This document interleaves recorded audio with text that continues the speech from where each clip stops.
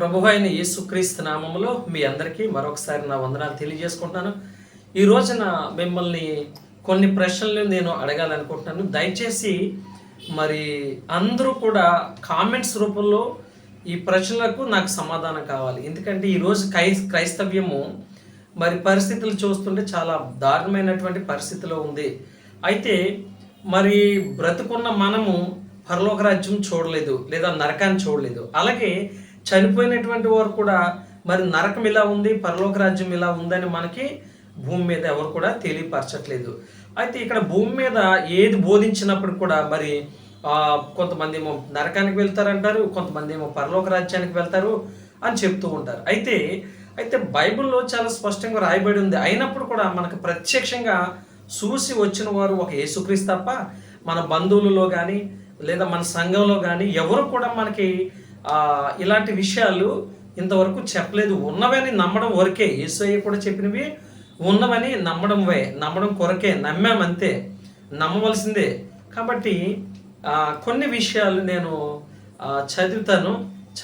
నేను అడిగిన ప్రశ్నలకు ఖచ్చితంగా మీరు కామెంట్స్ చేయండి. కేవలము క్రైస్తవులు మాత్రమే, మరి ఎవరైనా కావచ్చు, అది హిందువులైనా మన మెంబర్స్ ఎవరైనా కానీ మరి కామెంట్ చేయొచ్చు. చూడండి, మత్తయి సువార్త 7వ అధ్యాయము 15 నుంచి 23 వచనాలు నేను చదువుతాను. కొన్ని ప్రశ్నలు అడుగుతాను, దానికి సమాధానం మీరు చెప్పండి ప్రియులారా. చాలా ఇంపార్టెంట్ ఇవి, ఎందుకంటే మీ నుంచే సత్య సమాధానం రాబట్టాలని నా ఆశ. నాకైతే తెలిసిన ఇన్ఫర్మేషనే, కానీ మిమ్మల్ని అడుగుతున్నాను, మీరు ఎంతవరకు బైబుల్ మీద అవగాహన కలిగి ఉన్నారు? మీరు సేవకుల మీద ఆధారపడి ఉన్నారా, లేదా మీ వ్యక్తిగతంగా బైబుల్ చదువుకుని జ్ఞానం సంపాదించుకుంటున్నారా అనేది నాకు కావాలి. So I'm testing your knowledge in the Bible. Okay, చూడండి, అబద్ధ ప్రవక్తులు అనే టైటిల్ పెట్టాము. ఇక్కడ 15వ వచనం చదువుతున్నాను. మత్తయి సువార్త 7వ అధ్యాయం 15వ వచనం.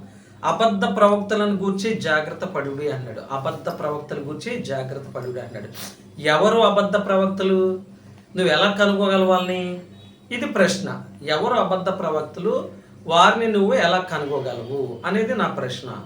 సో వారు గొర్రె చర్మములు వేసుకుని మీ వద్దకు ఒత్తురు, కానీ లోపల వారు క్రూరమైన తోడేళ్ళు అన్నారు. అంటే వారి స్వభావం చూస్తే ఎలా ఉంటుందంటే, గొర్రె సాధు స్వభావం గలది.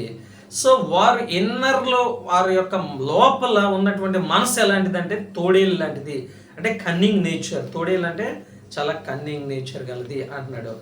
సో ఎవరు? సో నువ్వు ఎలా కనిపెట్టగలవు? ఈ తోడేళ్ళు మనసు వారు ఎలా ఉంటారని నువ్వు ఎలా కనిపెట్టగలవు? గొర్రె చర్మం వేసుకుని, అంటే గొర్రెల లాంటి స్వభావం కలవారు, అంటే తోడేళ్ళు లాంటి స్వభావం కలవారు, గొర్రెల లాంటి స్వభావం కలవారని నువ్వు ఎలాగా కనిపెట్టగలవు? సో తర్వాత 16వ వచనం అంటాడు, వారి ఫలముల వలన మీరు వారిని తెలుసుకుందరు అంటున్నాడు. జాగ్రత్త గమనించాలి. అంటే వారి ఫలాలు ఏంటి? వారు ఏమైతే మరి వారి ప్రవర్తన ఎలా ఉంటుందో ఆ ప్రవర్తన బట్టి మీరు వారి గురించి చెప్పవచ్చు అంటున్నాడు. కాబట్టి ఇప్పుడు మీరు గ్రహించుకోండి, ఎవరి ప్రవర్తన ఎలాగుందో జాగ్రత్తగా తెలుసుకోండి. మీ కామెంట్స్ చెప్పండి. వాళ్ళ క్యారెక్టర్, వారి యొక్క యాటిట్యూడ్స్ గురించి మీకు తెలిస్తే ఆ విషయాలన్నీ కూడా ఇలా ఉంటే ఆ పాస్టర్ నమ్మకూడదు, సో ఇలాంటి క్యారెక్టర్ కలిగి ఉంటే ఆ పాస్టర్ నమ్మొచ్చు అని మీరు కామెంట్ చేయండి ప్లీజ్. సో ముండ్ల పొదలో ద్రాక్ష పండైనను, పల్లేరు చెట్టును అంజూరపు పండైనను కోయుదురా అన్నాడు. అంటే ఏ చెట్టు కాయలు ఆ చెట్టుకే ఫలిస్తాయి తప్ప, సో ఒక్క చెట్టు ఫలాలు మరొక చెట్టు ఫలాలకి ఉండవు అని చెప్తున్నాడు. అంటే చూడు, యాపిల్ ఉందంటే యాపిల్ చెట్టుకే, ద్రాక్ష పళ్ళు ఉందంటే ద్రాక్ష పాదుకే. సో అంతేగాని ద్రాక్ష పళ్ళు మరి యాపిల్ చెట్టుకి యాపిల్ పళ్ళు, ద్రాక్ష చెట్టుకి కాయవు అని చక్కగా క్లియర్గా ఇక్కడ మనకే చెప్తున్నాడు. 17వ వచనం. అలాగుననే ప్రతి మంచి చెట్టు మంచి ఫలములు ఫలించును అన్నాడు. ఓకే, ఇది బాగానే ఉంది. పనికి మాలిన చెట్టు కాని ఫలములు ఫలించును అంటున్నాడు. అంటే ఎవరు? అబద్ధ బోధకుల విషయంలో మనము చెప్తున్నటువంటి సందర్భము. ఒకవేళ అబద్ధపు బోధ వారు చెప్తే అక్కడ ఉన్నటువంటి విశ్వాసులందరూ కూడా సరైన ఫలము ఫలింపరు. ఎందుకంటే బోధించే ఆ యొక్క పాస్టర్ గారు మరి అతనిలో మంచి ఫలాలు లేవు, అతనిలో చెడ్డ ఫలాలు ఉన్నాయి. కాబట్టి మరి అక్కడ విశ్వాసులు కూడా చెడ్డ ఫలాలే అవుతారు అని చెప్తూ ఉన్నాడు. అయితే మీరు గమనించుకోండి, మీ సంఘంలో మరి సేవకులు ఎలా ఉంటున్నారు, అతని ప్రవర్తన జాగ్రత్తగా మీరు కేస్ స్టడీ చేయండి. కేస్ స్టడీ అంటే అతని గురించి జాగ్రత్తగా గమనించండి, అతను వేస్తున్న ప్రతి అడుగు కూడా. అలాంటి వారు ఉంటే నాకు కామెంట్ చేయండి, ప్లీజ్ కామెంట్ చేయండి, దయచేసి అడుగుతున్నాను. సో మంచి చెట్టు కాని ఫలములు ఫలింప నేరదు, పనికి మాలిన చెట్టు ఫలములు ఫలింప నేరదు అంటున్నాడు. సో 19 ఏంటి, మంచి ఫలములు ఫలింపని ప్రతి చెట్టు నరకబడి అగ్నిగుండంలో వేయబడును. చూసారా, అంటే ఈ మంచి ఫలాలు ఫలింపని ప్రతి చెట్టు నరికి అగ్నిగుండంలో వేయబడును అంటారు. ఆ సంఘంలో మరి మీ సంఘంలో మీరే గమనించుకోవాలి, మీరు మంచి ఫలాలు ఫలిస్తున్నారా అంటే మీ చెట్టు అంటే సేవకుడు, ఫలాలంటే విశ్వాసులు. ఆ చెట్టు మంచిదైతే ఫలాలు కూడా మంచిదే అంటున్నాడు. ఒకవేళ చెట్టు మంచిది కాకపోతే ఫలాలు కూడా మంచివి కాదు, కాబట్టి నరకంలో వేయబడుతుంది అని చెప్తున్నాడు. జాగ్రత్తగా ఉండాలి. అంటే ఎవరు మన బంధువులు కానీ మన సంఘంలో విశ్వాసులు కానీ ఎవరు పరలోక రాజ్యం నేను చూసి వచ్చానని ఆత్మరూపిగా వచ్చి ఇక్కడ ఎవరు చెప్పలేదు. వెళ్ళిపోతున్నారు, అంతే వెళ్ళిపోతున్నారు. ఉన్నవాళ్ళు వింటున్నారు, వెళ్ళిపోతున్నారు అంతే. కాబట్టి ఏది మంచి ఏది చెడు మనం గమనించుకోలేని స్థితిలో ఉన్నాము. అందరూ మంచిగానే ఉన్నారు అనుకుంటున్నారు. జాగ్రత్తగా ఉండాలి ప్రియులారా, మోసపోకండి. నాకు కామెంట్ చేయండి. కాబట్టి చాలా మనము జాగ్రత్తగా ఉండాలంటున్నాను. కాబట్టి మీరు వారి ఫలముల వలన వారిని తెలుసుకుందరు అంటున్నారు. అంటే ఎవరైతే మంచి క్యారెక్టర్ కలిగి ప్రవర్తన కలిగి వాక్య ప్రకారంగా దేవుని కొరకు జీవిస్తారో వారు మంచి ఫలము అంటున్నారు. ఒకవేళ ఏ చెడ్డ పని చేసినా అది మీరు కూడా అలాంటి వారే. చెట్టు చెడ్డది, ఫలాలు చెడ్డవే, నరకానికి వెళ్ళిపోతారు. సేవకుని విషయంలో జాగ్రత్తగా ఉండండి. అబద్ధ బోధకులని టైటిల్ పెట్టాం కదా ఇక్కడ. ఎస్, వారు ఏ తప్పు చేసినా అది డబ్బైనా, వ్యభిచారమైన, అబద్ధమైన, మోసమైన, దొంగతనమైన, అక్రమమైన ఏ విషయంలో సేవకులు అలా ఉంటే సో విశ్వాసులు కూడా అదే పనిలో ఉన్నట్టే. సో వీళ్ళు నరకానికి పోతారని బైబిల్ చెప్తూ ఉంది.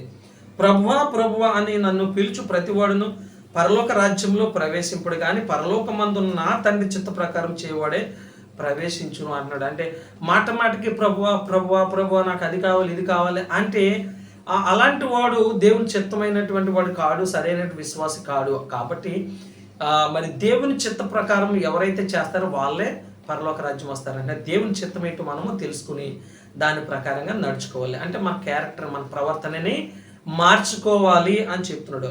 ఆ దినమందు అంటే యేసు రాకల్లో, ఆ దినాన్ని అంటే జడ్జిమెంట్ డే, తీర్పు దినాన్ని, ఆ దినమందు అనేకులు నన్ను చూచి ప్రభువా మేము నీ నామమును ప్రవచింపలేదా అంటున్నారు. మీ నామాన్ని ఈ రోజున మేమందరం సేవకులందరూ కూడా యేసుక్రీస్తు సువార్త ప్రకటిస్తూ ఉన్నాం.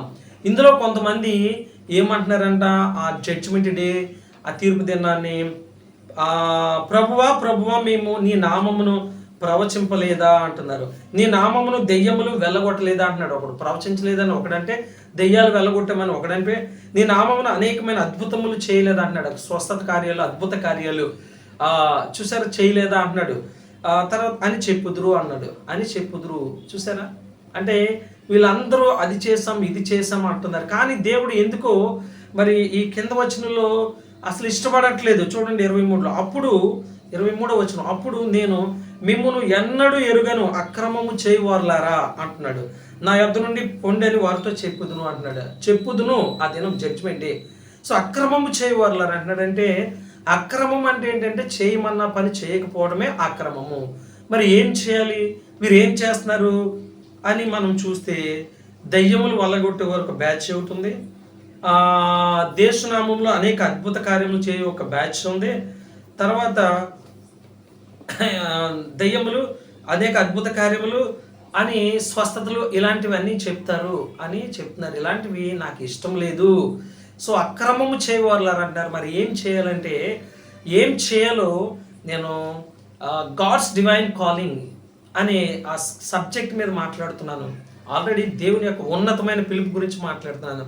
సో ఆ వీడియో పూర్తిగా చూస్తే దేవుని కొరకు ఏం చేయాలో, మనం పరలోక రాజ్యం ఎలా పొందుకోవాలో మరి ఆ విషయాలు ఆ వీడియోలో మాట్లాడడం జరిగింది. ఇప్పుడే మొదటి భాగం మాట్లాడాను, రెండో భాగం మరొక వచ్చే వారంలో మాట్లాడుతున్నాను. కాబట్టి ఈ ప్రశ్నలు అన్నింటికి నాకు జవాబు కావాలి. అక్రమం చేయవారు ఎవరు, వీళ్ళు ఎవరు అక్రమం చేస్తున్నారు? సో ఈ కామెంట్స్ నాకు కావాలి. సో ఇవి అందరికీ తెలియాలి. కాబట్టి నీవు ఎలాంటి విశ్వాసం ఉంటున్నావు, జాగ్రత్తగా గమనించుకో. God bless you all.